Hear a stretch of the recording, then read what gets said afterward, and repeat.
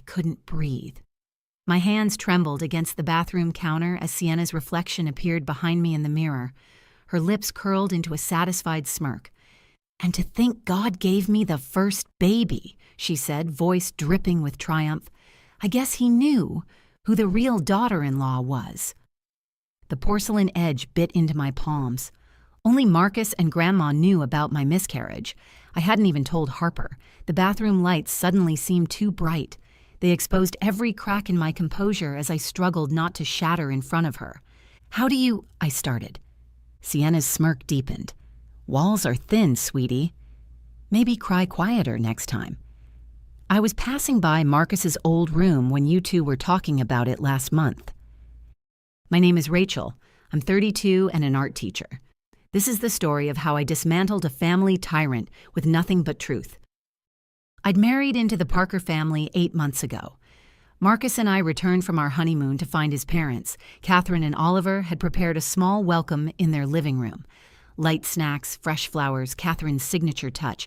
But it was his grandmother, Vera, Marcus's 80-year-old Nana, who made the whole place feel like home. "Welcome back, sweetheart," Nana said, shuffling from the hallway with her cane and a mischievous smile. "I brought out your favorite, sea salt toffee." I hugged her gently. "You remembered." I handed her a small embroidered pouch filled with lavender candies and a soft cotton scarf I'd stitched on the plane. "Something for you."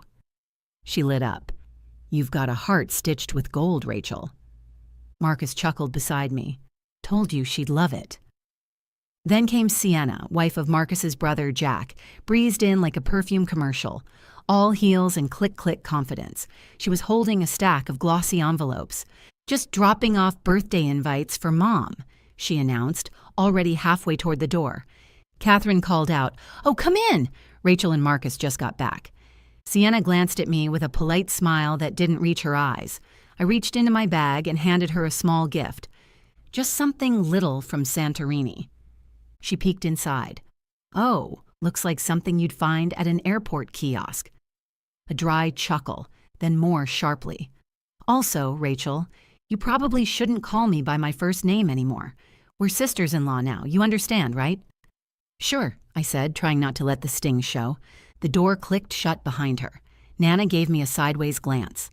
"That girl wears sugar like armor." I smiled weakly and excused myself to help Catherine in the kitchen.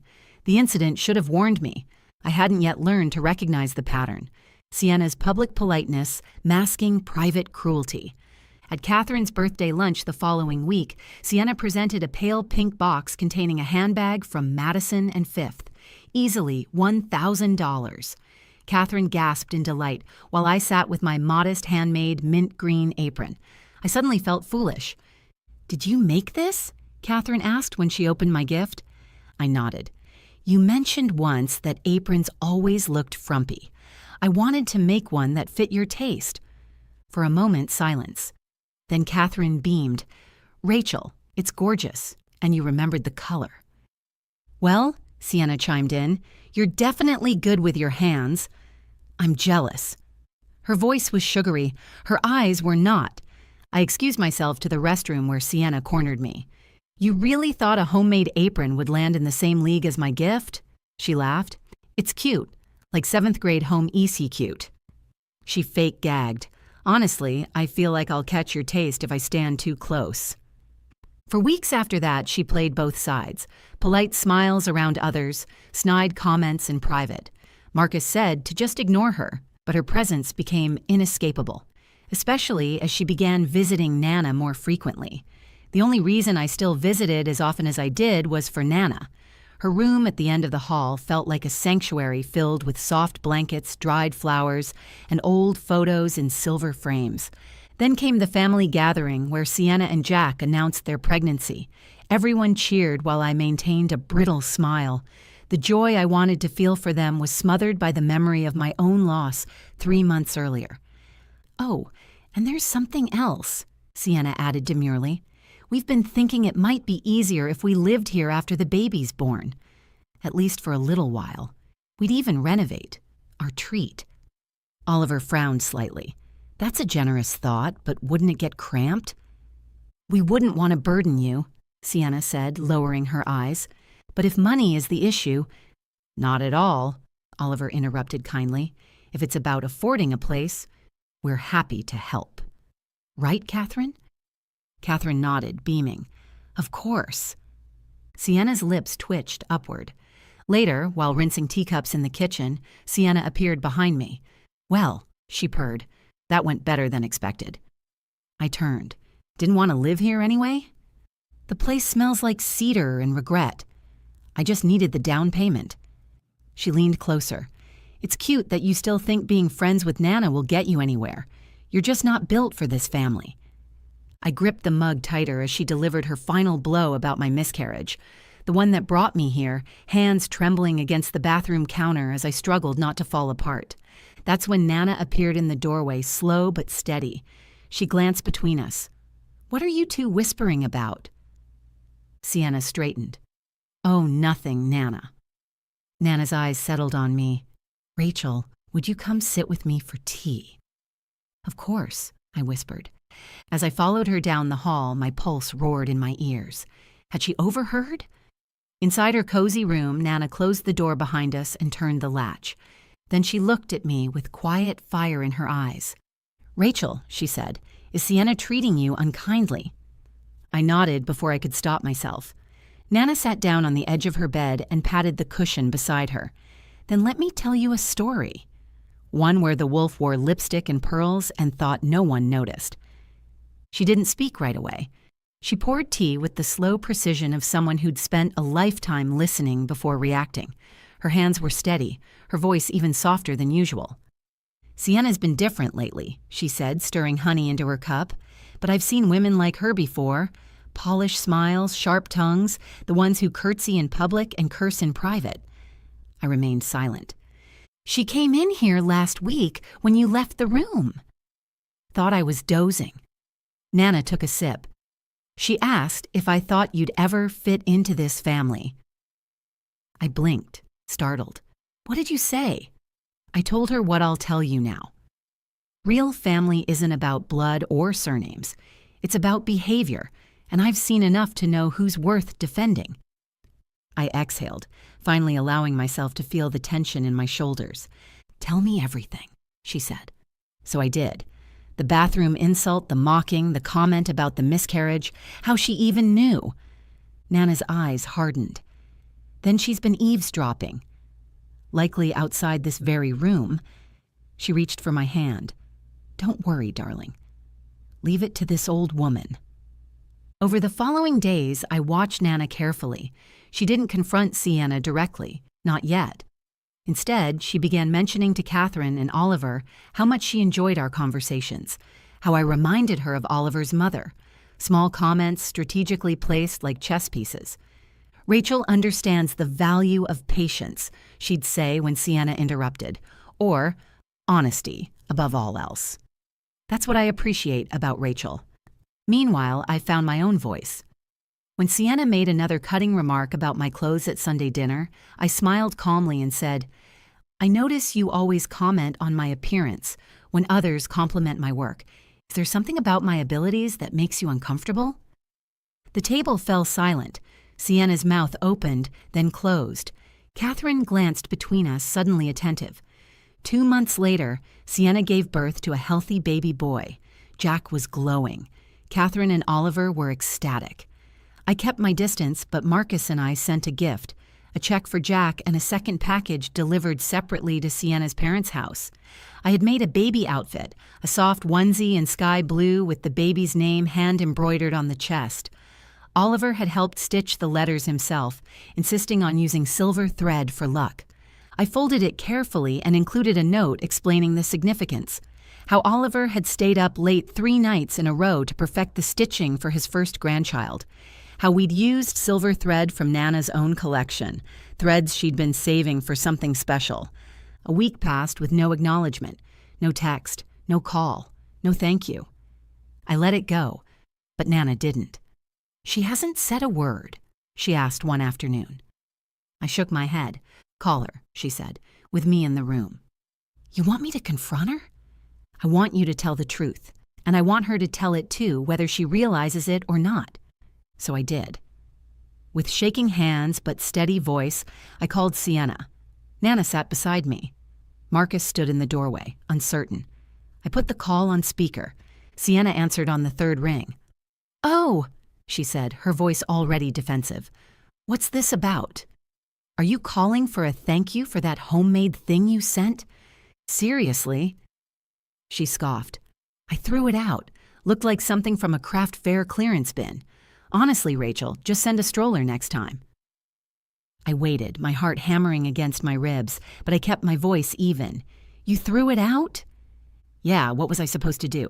Dress my baby in that?" "Did you check inside?" Silence. "I'm sorry, what?" she asked. "The letter." The name embroidered across the chest. Oliver helped me sew it. Her voice faltered. "Wait, what?" "You didn't read the note?" I asked. "Did you even open it?" I heard rustling, then a muffled voice in the background. "Mom, where's that bag I threw out?" "What bag?" "The one with the baby thing in it. I thought it was garbage." "Wait, what was in it?" "Just look." Sienna came back on the line, breathless. "Okay, Rachel, I think there's been a little misunderstanding." My mom must have tossed it. I didn't know. Still on speaker, still in front of Nana. Marcus was frozen. "I'm sure it was lovely," Sienna continued, now syrupy. "Could you maybe make another one? Just this once." "You mean the one you called garbage?" She laughed nervously. "I didn't mean that. It's just, I didn't know, and Jack would be heartbroken if he knew. Please." I looked at Nana. She nodded once. "Fine," I said. "Just this once, for Oliver's sake." "Thank you," Sienna whispered. As I ended the call, Nana turned toward the hallway. "Catherine, Oliver, you heard all that?" They stepped into view from the next room. Catherine's face was pale. Oliver looked like he'd swallowed something bitter. "She threw away the gift we made," Catherine said, stunned. "She lied to all of us," Oliver added. "And then tried to lie again to cover it up," Nana finished. "She's been playing a game." But today she lost a turn. I stood straighter, meeting Catherine's eyes directly. "I'm sorry you had to hear that." I wasn't trying to cause trouble. Catherine squeezed my hand. "No, dear. We needed to hear it." A few days later, Sienna and Jack came over with their baby. Everyone gathered in the living room to coo and compliment. Catherine handed the baby a little rattle. Marcus took photos. Sienna beamed as if nothing had happened. "Oh, and look at this," she announced, holding up the new baby outfit. "Rachel made this one. Isn't it adorable? Fits like a dream." Catherine narrowed her eyes. The stitching. It looks even finer than before." Sienna laughed. "Oh, maybe. Just lucky, I guess." I caught Nana's glance. She hadn't said a word all day. After dessert, she reached out gently. "May I hold him?" Sienna hesitated for a split second, then said, "Actually, could you sanitize first? Just in case." The room fell silent. Nana slowly drew back her hand, expression unchanged. Marcus shot me a glance. Catherine opened her mouth, then closed it. Sienna cleared her throat. "I just meant it's flu season, and you know—" Nana smiled, not sweetly. "Sometimes masks slip when you least expect it," she said calmly. "Right, Sienna." Sienna blinked.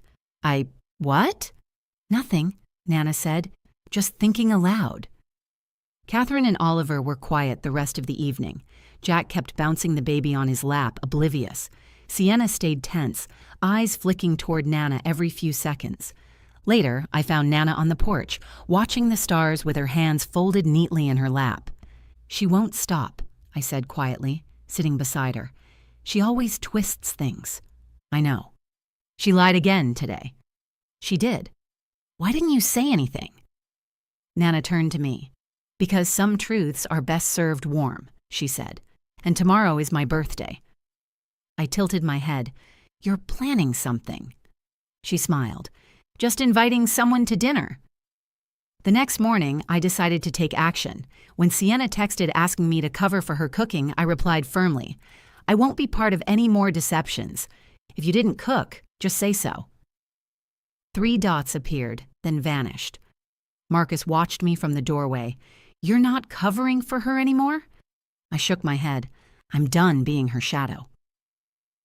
Nana's birthday arrived on a breezy Saturday afternoon.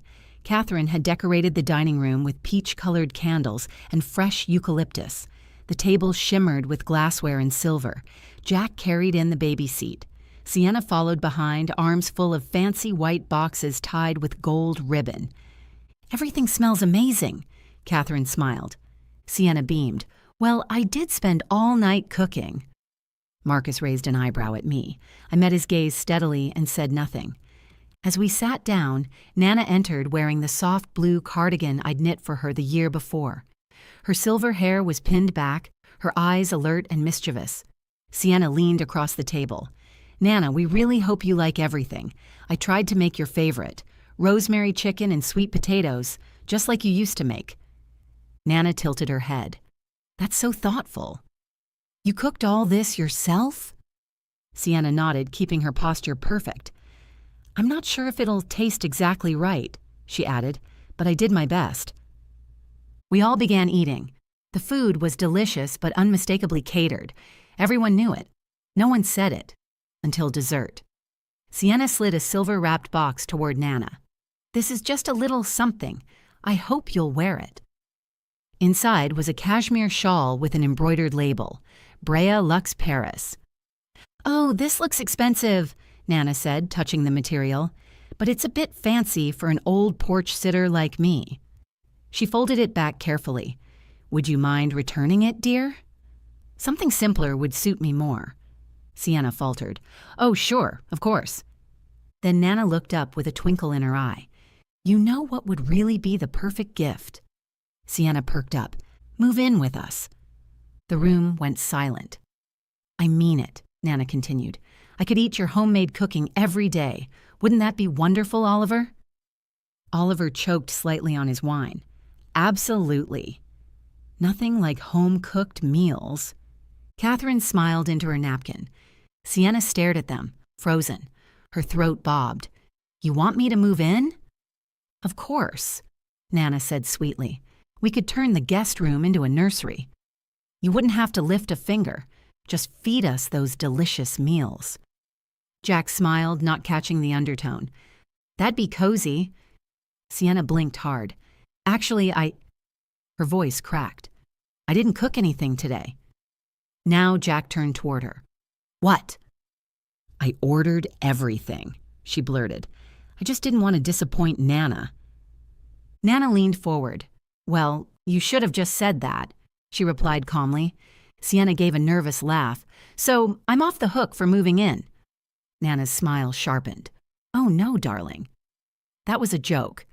Sienna's face drained of color. "But don't be too relieved," Nana added, picking up her teacup. "I'd rather you not set foot in this house at all if you can't tell the truth." Sienna stammered. "What?" I spoke up, my voice stronger than I'd expected. "You don't have to pretend anymore, Sienna. We all know. The insults when no one's listening, the lies about cooking, throwing away Oliver's gift." Catherine set her fork down. "She's right." "You've lied," mocked Rachel, disrespected Nana, tossed out something Oliver helped make, and then smiled through every minute of it. Sienna looked to Jack. "You're just going to sit there?" Jack's jaw clenched. "Wait, what did you throw out?" I took out my phone, unlocked the audio folder. "Want to hear the part where she calls the baby gift garbage?" Sienna lunged across the table. "Stop it!" She snatched the phone from my hand, nearly knocking over a glass. The baby, startled by her scream, began wailing. "What do you people want from me?" Sienna cried. "You all act like I'm the monster here." She stood, chest heaving, hair falling out of place. "I was just trying to make a good impression." "You think I had it easy coming into this family?" Catherine raised an eyebrow. "You had every opportunity to be kind. You chose control instead." Jack got up, lifted the baby from the carrier, rocking him gently. "You need to go," he said quietly. Sienna looked at him like he'd slapped her. "You're siding with her?" "I'm siding with the person who didn't lie to my family," he said, "and didn't throw my father's gift in the trash." Sienna stood frozen, her voice small. "Where am I supposed to go?" Catherine handed her a coat from the back of the chair. Back to the people who raised you to think cruelty is strength. Sienna looked around one last time. No one met her gaze. Then she walked out. Weeks later, Jack filed for divorce. Sienna moved back in with her parents and began sending him texts full of passive-aggressive jabs and dramatic guilt trips. When he didn't answer, she tried begging, then threatening, then offering shared custody in exchange for money. In the end, it was her parents who agreed to pay modest alimony. They even apologized to Jack, embarrassed by their daughter's behavior. After 6 months of legal proceedings, the divorce was finalized.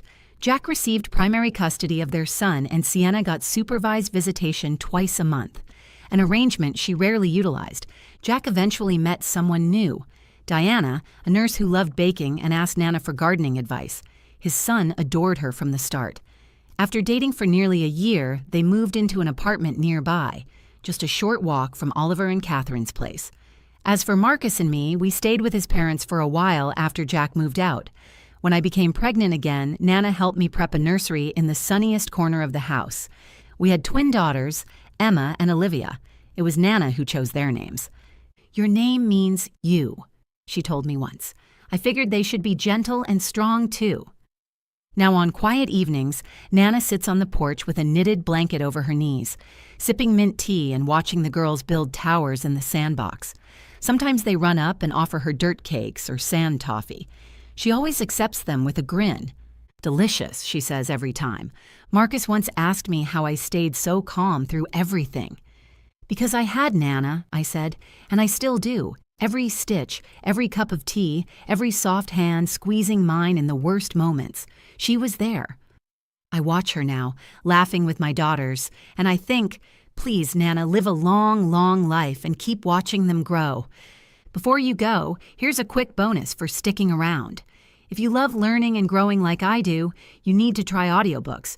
I've got an exclusive deal with Audible. Your first month is completely free. That's access to over 500,000 titles. Zero cost to you. All the details are waiting in the description. Don't miss this one.